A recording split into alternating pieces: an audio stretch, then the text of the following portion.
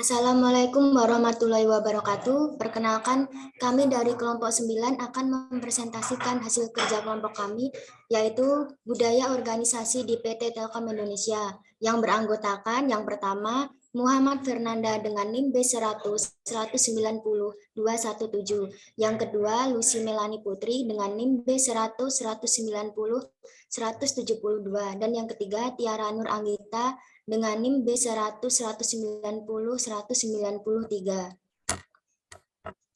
Untuk selanjutnya, di sini saya akan menjelaskan budaya organisasi PT Telkom Indonesia.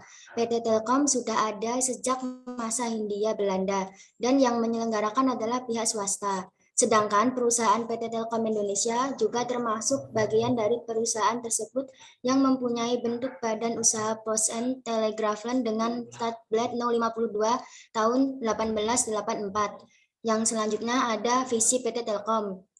Yang pertama menjadi perusahaan infokom termukaka di regional. Yang kedua ada misi PT Telkom. Misi PT Telkom ada dua, yaitu yang pertama menyediakan layanan infokom terpadu dan lengkap dengan kualitas terbaik dan harga kompetitif. Dan yang kedua menjadi modal pengelolaan korporasi terbaik di Indonesia. Selanjutnya akan dilanjutkan oleh rekan saya, Fernanda. Produk PT Telkom, beberapa layanan produk PT Telkom adalah telepon tetap PTSN. Layanan telepon tetap hingga kini masih menjadi monopoli Telkom di Indonesia. Telkom Flexi, layanan telepon fixed wireless CDMA. Telkom Net, instan, layanan akses internet dial-up. Telkom Net Astinet, layanan akses internet berlangganan dengan fokus perusahaan. Speedy, layanan akses internet dengan kecepatan tinggi atau broadband menggunakan teknologi ADSL. Kemudian e-business. Selanjutnya adalah solusi enterprise Infonet. Nomor 8 adalah Telkom Link Dina Access. Oke, selanjutnya.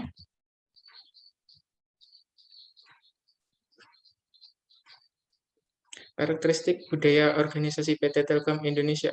PT Telkom menggunakan Telkom Way 135 sebagai salah satu budaya organisasi yang harus disepakati oleh semua karyawan. Pola tersebut berarti 1.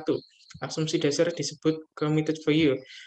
3. Nilai inti yang mencakup customer value, excellent service, competent people. Sedangkan 5. Merupakan langkah perilaku untuk memenangkan persaingan yang terdiri atas trust of the goal, simplify, involve everyone, quality is my job, and reward the winner. Oke, selanjutnya akan dilanjutkan oleh Tiara.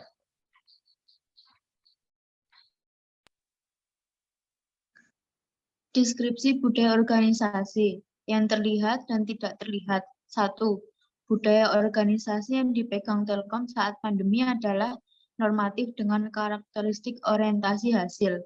Telkom berpegang teguh pada norma, aturan, dan ketentuan-ketentuan yang berlaku.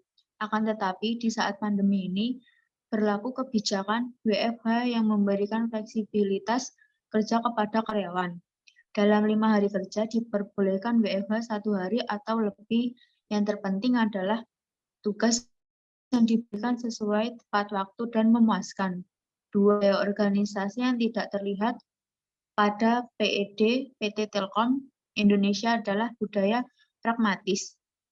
Tim bisbol, klub, benteng, pria tangguh, budaya mempertaruhkan perusahaan, dan budaya proses. Yang ketiga, adanya perubahan budaya waktu sebelum WFH seperti penjelasan pada nomor 1. Dan yang terakhir, keempat, adanya perubahan budaya waktu sesudah WFH seperti penjelasan pada nomor 1. Next.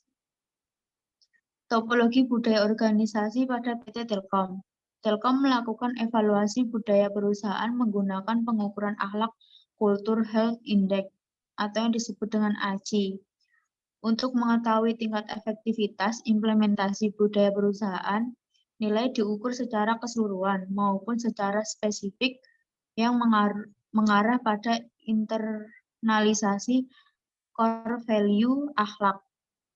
Pengukuran ACI yang dilaksanakan pada tahun 2020 merupakan pengukuran nilai baseline dalam implementasi core value akhlak. Adapun hasil dari pengukuran ACI sebagai baseline di 2020 berada dalam kategori cukup sehat. Next.